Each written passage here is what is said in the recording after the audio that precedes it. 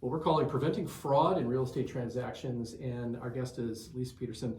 Quick intro again. Yes. If somebody did not see part one, you have to go back. It is absolutely crucial information if you are considering buying, selling, if you're in title, and especially if you're an agent. So Correct. Real quick intro again. Lisa Petersen, I'm the underwriting counsel for the Fidelity National Financial Family of Companies, which includes Chicago Title, Commonwealth Land Title, and Fidelity National Title.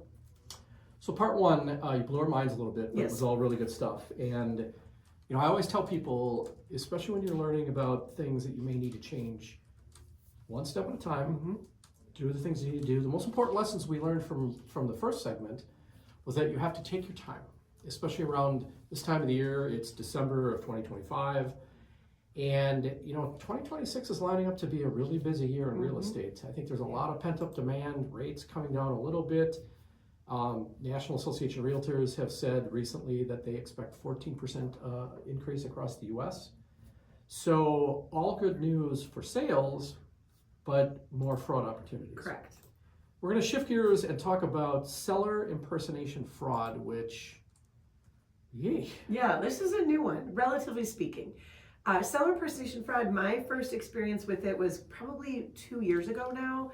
I had an agent in northern Wisconsin that part of my job, in addition to teaching fraud across the state, is to answer agent questions as their lawyer, kind of walk them through transactions when they get to some tricky things. And this agent called up in northern Wisconsin and she said, Lisa, I have this really strange deal.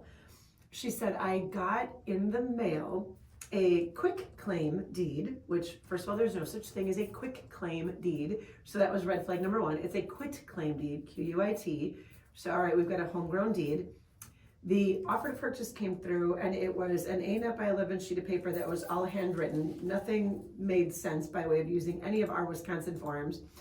And it was vacant land up north with a very strange sale price. Tax bill showed the property was worth $40,000. The sale was for about $150,000, way above and beyond market price. So all of those things led her to these red flags. As she and I were talking, an email came in from our escrow division in Jacksonville and said, latest fraud trend, seller impersonation fraud, here's what to look for. And as I'm talking to her on the phone, I'm at the exact same time reading this email and I'm going, we have that, we have that, we have that, we have that. It's everything. What the fraudsters have decided is that vacant land is easy to steal because, as we talked about in part one, the internet is the gift that keeps on giving. Anyone can go on to any county treasurer's website and get all of the information they need in a split second to figure out how to steal vacant land because the tax bill gives them what they need. The tax bill says what it's assessed at by way of value. The tax bill says whether or not there are improvements on it. It will say improved or vacant or ag land. And the tax bill tells you who owns the property. But the biggest key to seller impersonation fraud is where is the tax bill going? Because their initial target was very easy. I live in Illinois. I have vacation property up in Minocqua. All I do is I look at that tax bill and the tax bill says, Lisa Petersen, the land is in Minocqua, tax bill goes to Illinois. What does that tell you? That tells you I am not there. I am not watching that property because I don't live there. I live in another state. I live in Arizona or California or wherever. That's an easy target because I can sell your land out from underneath you and it might take you months or years to even know I did it. What if it's hunting land that you go to once a year? We just got done with the hunting season in Wisconsin. I can sell it tomorrow. Maybe you won't be up there till next year. By then I could have sold it to another buyer and there could be a house being built on it. Everything that these cyber criminals needed is right on the treasurer's website. And they don't sit there and scour like you and I would, right? Like where we scroll through and look for things. They have programs and algorithms that can just do a scrape off the internet and give them, here are your top 5,000 targets in Wisconsin of properties that we have found that the tax bill shows are vacant and the tax bill is going somewhere else. So pause that for a second. Not giving a play-by-play on how to do this, but how do they make that sale? How do they make money on that? Well, it's I'm glad you asked because at first they just did it on their own. So my very first experience with this was them just sending a bunch of bogus paperwork up to a title company, hoping that because it was the lean time of year, this happened in February when we're slow, they were hoping that the title company would just jump at the chance to handle this $140,000 vacant land sale with a very easy contingency-free as-is offer. And they thought, well, I've got a buyer, unsuspecting buyer has no idea, and I'm the seller. And the seller provided all kinds of forged documents. Thankfully, my title agent was on her game and saw all these red flags at it. But I know that across the country, there have been already occasions where a title company has in fact fallen for it. As we have started to figure out as an industry the way they move, these cyber criminals change the way they move. They're very adaptable and they're very patient. So now And they're always one step. They're always one step ahead. That's criminals. Because the first couple didn't involve realtors, which was also a red flag. Because normally a deal comes to a title company from a real estate agent who's involved in the deal. So the first couple we saw were just coming in out of the blue, which is like a red flag. Well, why isn't there an agent involved? This is very strange. And why am I not finding this property for sale on the MLS? That's also very strange. So they were sort of backdoor sales, probably Craigslist would be my guess, or a Facebook sale. But they were legitimate buyers that were buying from illegitimate sellers. So now these fraudsters are engaging real estate agents to help them perpetuate the fraud because it gives them some legitimacy to hire a realtor. How do they find the realtor? Again, easy. They go on the MLS and they look at what realtor is touting themselves as the vacant land specialist that can turn your land over quickly if you're in dire need of cash, or who's got the most sales in that county, whether it's vacant land or otherwise. And they engage the realtor through email and text messages, never a phone call, because a phone call is going to be somebody with a very thick, heavy accent who doesn't sound like John Smith, who owns property in Minocqua. What about voice impersonations, AI? Are we seeing any of that yet? I haven't yet, but that's the next, right. I'm sure it's already happening. I'm sure it has already happened. I mean, AI in and of itself, while it will bring some good, also opens up a whole new can of worms for fraudsters to impersonate sales. Well, and it's been happening. I mean, we know as real estate agents anyway, we get constant attempts at fraud. The latest one is, and it'll come through the RE/MAX system as a new lead. Mm-hmm. We're moving to your area of expertise, spelled wrong, or WhatsApp, join me in a WhatsApp call. Or a Zoom but call. The latest one is a Zoom call with my attorney. Mm-hmm. I got probably 4 of those in the last month alone. Yes. So how do you prevent, we hear, maybe let me ask you this. We see advertisements basically designed to get a seller to be a little afraid of losing their deed. You can sign up at a county level for an email to get notified of when something happens to your property. Yes, and that's free. That's free. It's also too late when that happens. It is, but it isn't. So here's what I will tell you about that. I registered all of the properties that I own. I have residential, I have vacant land, and I have commercial. I registered them all with the county website. And I wasn't even thinking, and I refinanced my home equity line of credit. And 3 days after my refi closing, I got an email from the county saying something was recorded against your property, and I panicked. Because, that was 3 days, I forgot about that already. That was 3 days ago. I completely forgot that I had done a refi of my HELOC. And then it occurred to me, oh, okay, I know what that is, because it said mortgage, I know what that is.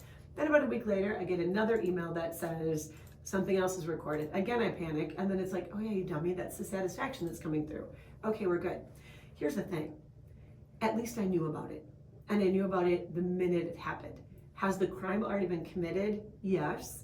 But now I can stop the next step, particularly with vacant land. So if they record that deed because they have now engaged a realtor and they've engaged a buyer, and they've done a closing, and of course it's going to be a mail away because that seller's not going to be at closing, and that deed gets recorded against my vacant land, if I get that notification that I can sign up for free on every county website, now I can at least get the ball rolling to stop the next step, which is the buyer starting construction on my land. I can record something in the real estate records that says that that deed is a fraud, I can call the white collar crime unit of the local police department. I can figure out who the purported buyer is, and I can stop the damage from getting much worse.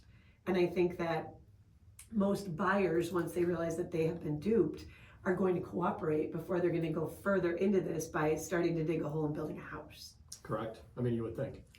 I thought I heard of something in Wisconsin where that scenario did happen, and the seller, excuse me, who was not a seller, happened to find or was notified that somebody's starting to build on your land, went up there, and they said, "What are you talking about? We closed on it."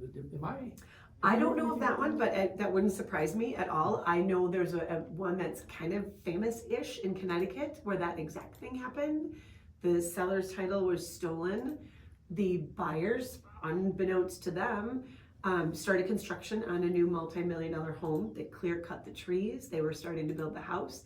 And when the neighbors alerted the true owner and said, "I didn't think you were building your dream home yet," and the true owner said, "Well, I'm not. What are you talking about?" And they said, "Well, your land has been clear-cut and there's about a 3/4 built house sitting on it right now." Jeez. When you think about that, at the end of the day, how do you fix that? Like, if I lose this jacket, I can go back to TJ Maxx and find it again, or I can go on the internet and find this exact jacket again. If somebody steals my land and clear cuts my trees, I can't go find that exact piece of land again. No. And the one that happened on the East Coast was family land. It was 3rd generation land. That's not something you can just go and buy another of. So I do think that the property registration system, while not foolproof because the crime has already occurred, it's free and it's something that's important to at least let you know the second this crime happens. So what about the companies that sell the protection of the deed, for a couple $100 a year? I would say if you're interested in that program, do your homework. Go on the Better Business Bureau's website, see what any particular company's reviews are. I would read the fine print because I suspect, although I haven't seen it, I suspect they're going to send you something that looks like a policy, like an insurance policy type thing that's going to have in there what the coverage is, what the exclusions from coverage are, what the exceptions to coverage are. I would read that. I would have an attorney read it for you before I'd invest that kind of money to make sure that they're not doing the same thing you can do for free by simply registering your property. Because at the end of the day, it's going to cost money. I will say that there's some really good news on the horizon. The American Land Title Association, which is the national trade organization for the title insurance industry, has promulgated some endorsements that can be issued with certain policies, whether you already have the policy insuring a 1 to 4 family home or you're buying a 1 to 4 family home, that provides some post-policy forgery coverage.